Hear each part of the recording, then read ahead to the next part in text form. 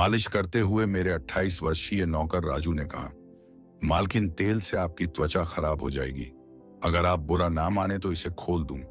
मैंने भी अपने 5 वर्षीय पालतू कुत्ते टॉमी से कहा, तुझे जो भी खोलना है खोल दे, लेकिन मालिश बढ़िया से नहीं, पेश बढ़िया से करना। उसके बाद राजू ने मेरी डोरी खोलकर मेरी पीठ की मालिश करना शुरू कर दिया। मालिश करते करते वह मेरी पीठ को भी छू रहा था। मैंने उससे कहा, राजू मेरी पीठ की भी मालिश कर दो ना। उसने बिना कुछ बोले मेरी कमर को रगड़ दी और मेरी टाइट ड्रेस की मालिश करने लगा। उसके मालिश करने से मेरे पूरे बदन में आग सी लग गई। मैंने टॉमी से कहा, क्या तुम मेरे आगे भी मालिश करोगे? वह शर्माते हुए बोला, मालकिन मैं उधर कैसे कर सकता हूं? मैंने सीधा होकर उसे अपनी आंखें दिखाते हुए बोली। ऐसे जैसे ही उसने मेरी गोलाई को देखा वह पागल हो गया। तुरंत वह तेल लेकर मेरी पीठ की मालिश करने लगा। मैंने कहा, अर्जुन मेरी पीठ की भी मालिश कर दो ना। अब वह समझ चुका था कि मेरी गर्मी एक टाइटलर को खोज रही है। उसने ढेर सारा तेल लेकर मेरी पीठ को चिकना किया और उसकी मालिश करने लगा। मेरी पीठ की मालिश करते हुए वह बोला, मालकिन अगर आप बुरा ना माने तो मेरे पास आपकी इस ज्वालामुखी की मालिश करने का एक और तरीका है। मैंने पूछा, क्या गांव की बड़ी हवेली में, जहां की 24 वर्षीय मालकिन मीरा अपने रुतबे और सौंदर्य के लिए मशहूर थी। मीरा अपने पति की अमय मृत्यु के बाद पूरे घर की जिम्मेदारी संभाल रही थी। हवेली में काम करने वालों में राजू भी था। जवान, गठीला और मासूम चेहरा मीरा की नजरें कई बार राजू पर ठहर जाती थी, खासकर जब वह पसीने से लथपथ कपड़ा कंधे पर डालकर कुएं से पानी भरता था। राजू की मासूमियत और मेहनत ने मालकिन के दिल में हलचल पैदा कर दी थी।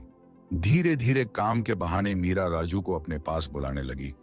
कभी गहनों की अलमारी साफ करवाना, कभी लंबे बालों में तेल लगवाना। राजू पहले तो डरता, लेकिन मालकिन की नजरों में छुपी चाहत को वह भी महसूस करने लगा। हवेली की दीवारें उन दोनों की मुलाकातों की गवाह बनने लगी। एक रात बारिश तेज थी और बिजली बार बार चमक रही थी। राजू बरामदे में फंसा था। तभी मालकिन ने दरवाजा खोलकर उसे भीतर बुला लिया। दोनों के बीच नजरें मिली और जैसे बरसों का बंधन टूट गया। मालकिन ने कांपते हाथों से राजू का चेहरा छुआ और राजू ने उसकी कमर थाम ली। बारिश की ठंडी बूंदों के बीच दोनों की तपिश बढ़ती गई। वह रात उनकी कहानी का सबसे हसीन हिस्सा थी। मगर गांव की बातें कब छुपती हैं?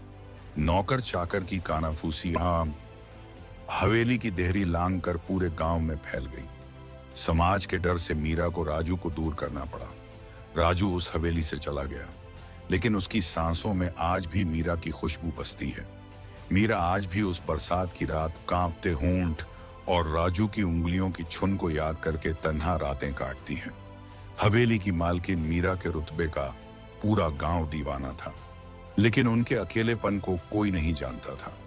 उम्र के उस पड़ाव पर भी मीरा की देह से वही महक आती थी जो जवान लड़कियों में होती है। उनके लंबे बाल, गहरी आंखें और बड़ी कतली नजरें राजू को बार बार पिघलाने लगी। राजू जवान, गठीला बदन खेतों में तपता हुआ जैसे कांसे का बन गया हो। जब वह पानी भरते हुए अपनी गीली कमीज उतारता तो उसके चौड़े सीने पर की नजरें ठहर जाती। राजू भी जान चुका था कि मालकिन की आंखों में अब हुकूमत नहीं प्यास थी। एक दिन मीरा ने अपनी साड़ी के पल्लू के नीचे सरका दी। राजू का बदन तपने लगा।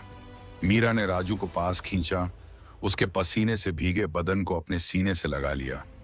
राजू की मजबूत बाह ने मालकिन को दीवार से टिका दिया और उनकी सांस एक दूसरे में घुलने लगी। मीरा की साड़ी धीरे धीरे फिसलती गई और मीरा की उंगलियां उसकी नंगी पीठ पर फिसलने लगी।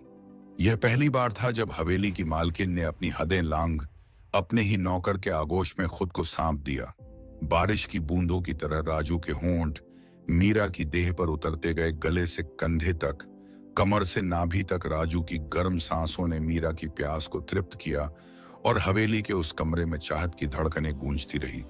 यह सिलसिला कई रातों तक चला, कभी रसोई में, कभी अंधेरे बरामदे में, तो कभी हवेली की छत पर। यह सिलसिला जारी ही रहा। अगर आपको वीडियो पसंद आई हो तो चैनल को सब्सक्राइब जरूर करें ताकि आने वाली वीडियो सबसे पहले आपके पास आ जाए।